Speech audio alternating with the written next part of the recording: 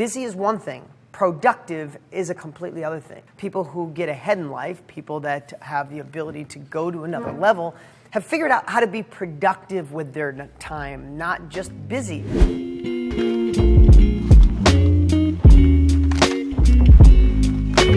I mean, look at this. My phone is sitting right here. Text messages coming through, emails coming through, phone calls coming through, attached to social media, Instagram, Facebook, everything. I mean, who would have thought? Imagine if 25 years ago someone said everything you could imagine would be in here. More technology than Bill Clinton had at all his access in the CIA, in the White House, anywhere. We have more access than Bill Clinton did. That's how close, that's how fast this came, right? And what it's allowed us to do is get a lot more done in a shorter period of time. But it's also created this this distracted world, this busy world, but less productive. Would you guys agree with me on that? That this is a fabulous thing, but we're not as productive as we should be.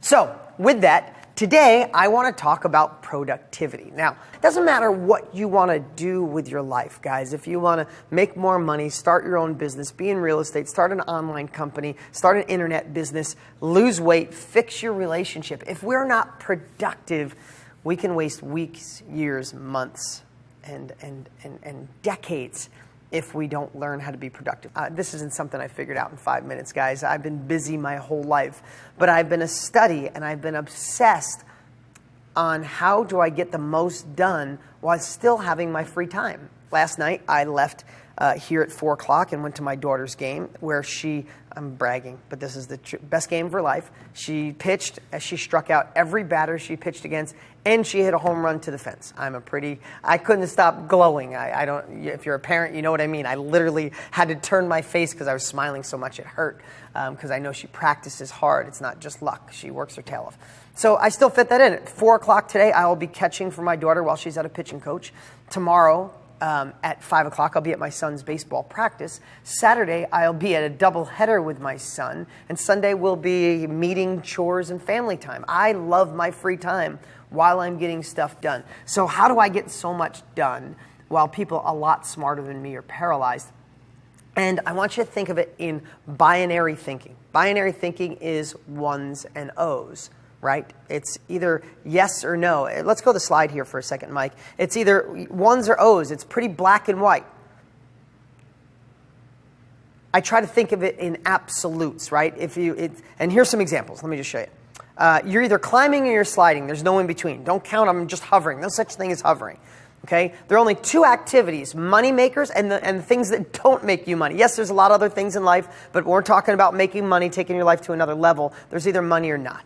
There are assets and there are non-assets. There's people that are either in or they're out. There's energizers. There's activities that energize or drain you, and it's either yes or it's a no. Victory or death. You can come back to me, Mike. It's either victory or death. Burn the boats, right? How do you take the island? You burn the boats, and then you have no choice. That's kind of binary thinking. Now, you can't do binary thinking everything, not with parenting and a couple things, but it really helps to create productivity. So productivity habit number 1, jot this down. Hopefully you got notes. Hopefully you're taking these down, is you're either climbing or you're sliding. And you have to be brutally honest with yourself with a couple of these in regards to the questions that I want to share with you. Let's put these up. The big ugly questions. Mike, you can pop this up. Is the situation or relationship you're in moving you forward or backwards? Again, I promise you, this is all going to relate back to showing you how to be super productive. Now, this is going to be an hour of training. It's going to be hardcore. The cool part, it goes in your back office. You could slow this down. You can watch it. And like I always say when I teach, take the parts that serve you, throw the rest away. We can't put it all in our life overnight. It's overwhelming. There's just too much stuff. Take the parts of this that serve you and throw the rest away. So, am I simply busy, or am I being massively productive? Does this activity make me money or not? If I keep these habits up, where will I be in 10 years? Does this energize me or drain me?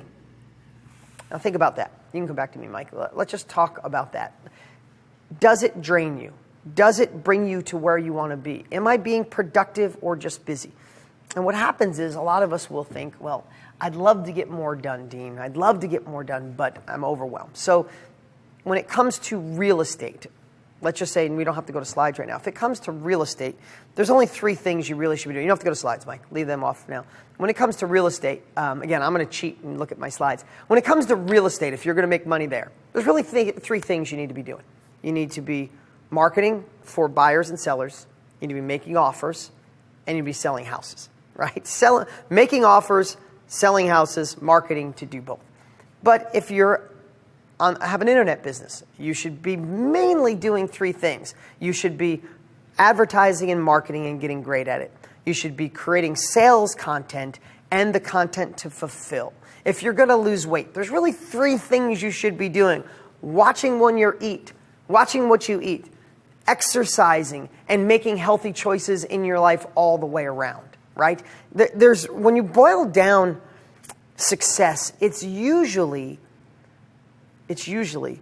2 to 4 things that you should be focusing on. But we get so distracted that we run off and we seem like we don't have time to get what we really want to do. So this will all come together here in a minute. Overwhelm is a symptom of a bigger problem. And I want you to write this down. Overwhelm happens when you don't have a clear-cut vision or clarity on what you really want. Because when you know what you really want, it's easy to say no to the things that don't bring you towards, remember binary thinking? Does it bring me towards what I want, or does this activity bring me away from what I want? If you have clarity on what you want, saying no happens just like that. Lack of a clear defined target, a timeline. How do you know when you're winning the game if you don't have a goal with a timeline? If you don't have a scorecard, right? You could say, I want to make more money next year. What the heck does that mean? When are you going to start? What are you going to do today? What are you going to do tomorrow? So many times we don't have a deadline, so put a deadline on it, a clear timeline. We have lack of focus. We're easily distracted, phones and social media. How many times have you gone in to check your bank account and 2 hours later you popped your head out of the computer, out of your little phone, and your neck hurt? You're like, wow, why is my neck hurt? Because you've been looking down for 2 hours at stupid stuff on Facebook, on fake news or whatever, or gossip. We're easily distracted. We're going to get how to overcome that. Lack of a system for productivity. And we're going to be talking about that today. You got to have a system to be productive. And lack of learning from the right person or experience. You're taking advice from your broke friend on money, or your single friend on how to fix your marriage, right? Or get into a relationship. We're creatures of habit. We end up taking advice from people we love, not necessarily people that have the chops to give it to us. A lot of this is a result of lack of discipline. So productivity habit number 2.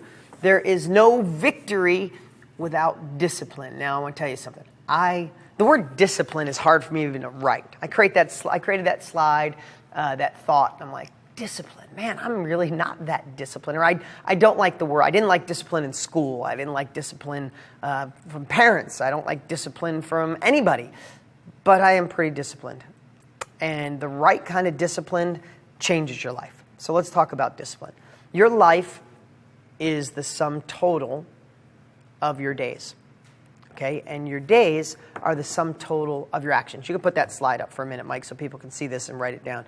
Your days are the sum total of your daily actions. Your daily actions are the result of your daily habits. So here's the big question. Do you have $1 million habits, or do you have $100 habits? That's a big question. Do you have $1 million habits, or do you have $100 habits? Productivity habit number 3. If you're not conscious of your daily habits and actions, you're under someone else's control, or someone else or something else. If we apply binary thinking to this statement, you're either free or you're enslaved. Cultivating discipline is not that hard once you stop listening, excuse the words, BS, and just decide to do it. Okay, let's go back to me. That was an example on real estate. For example, if you're in the real estate world, you could say, I'm not making offers because the market's too fast. There's no good deals where I live. I'm not going to the gym because I'm so damn busy at work. There's just no time. I haven't registered that URL or started that online business or started selling that product on Amazon yet because we create all these BS stories in our head that stop us. So how do we cultivate discipline? Figure out the stuff. Think about this. Discipline. This is just a different way of going deep on your clarity. Figure out the stuff that's actually important to do. Your marketing, selling, buying, starting, right? What is it that you want more of in your life right now? What is it you want? You want your first real estate deal? What should you be doing? You want to start that new company? What should you be doing? Better relationship? What should you do? What's important? People say they want a new relationship, but they ignore talking to their spouse for 2 years straight. What's important? Decide to just do that. Stick to the damn schedule. Schedule the day. Stick to the damn schedule. Have a hard end time. Have a hard end with deadlines, right? Again, how do you know you're winning the game unless there's a score? In a basketball game, there's a timer, right? And then the game's over. Baseball game, football game, life, there's a timer. But we don't put a timer on our next level. If we go more than 2 hours straight, a lot of times we'll get fried. I don't mean you can't work 10 hours. I've a lot of days way over 10 hours. But 2 hours, put in hard 2 hours. I'm going to evolve to this thinking, evolve 2 hours. And then take a break. Go take a walk, meditate, work out, stretch, walk around the block, do yoga, anything. Just take a little break in between 2 hours. You get drained and you're not working in flow. You're not getting stuff done. It's pretty unsustainable to get more than 5 hours of really productive work. I'm not saying you can't work 10, 12 hours. I do. But I'm talking productive work. 5 hours in a day is real. So really, we got to identify the stuff that we need to be doing that let's talk about money today, that's making us money, and the stuff that just does not make us money.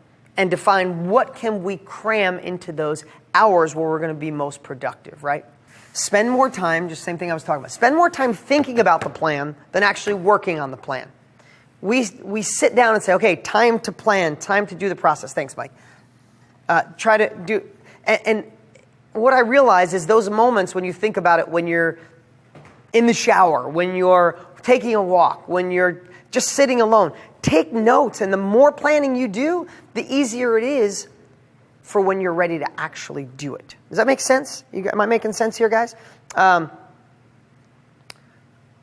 I had an hour to solve a problem, I'd spend 55 minutes thinking about the right questions and 5 minutes on the solutions. That was Albert Einstein.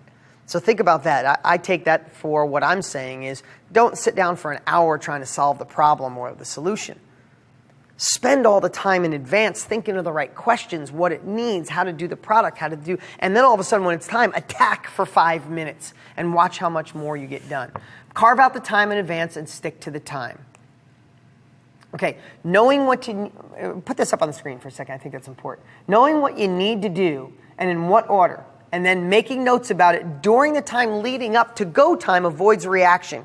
Knowing what to do allows you to understand clearly what you should not be doing. Does that make sense? Knowing what to do allows you to understand clearly what you should not be doing. How do you actually do this? Your first mission is to figure out what's really productive. So you can come back to me, Mike. Truly productive activity. Binary thinking. It either moves you forward or it kills you. That's a little extreme, but think about it.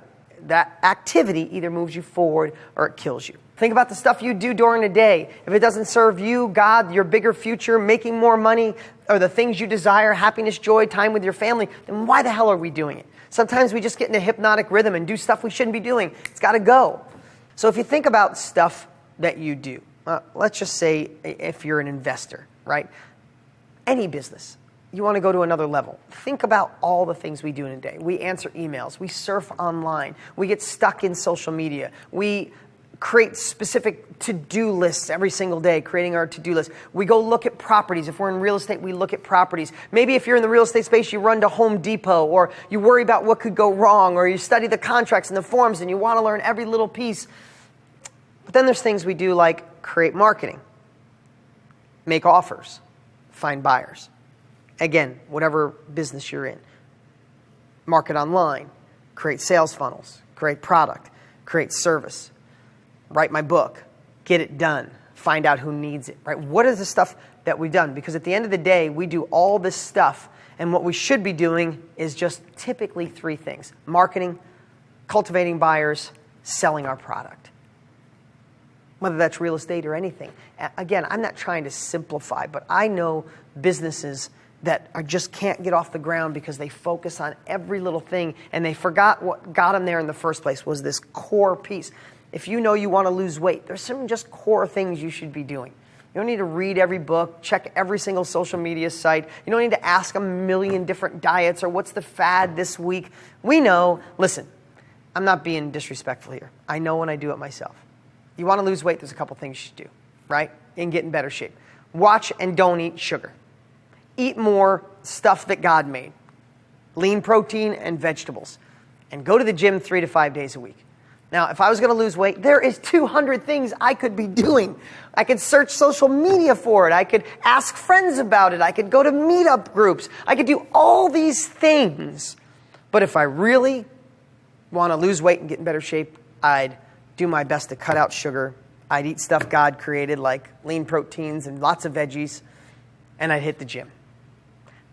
It was an oversimplification of trying to say, what are the core things you need to be working on that you're not? You're letting the busyness and distractions eat you alive. Your mission is to schedule your activities. Scheduling part 1. Look at everything you want to and need to accomplish over the next 2 weeks. List it in a logical order, that in the order of which it needs to be done.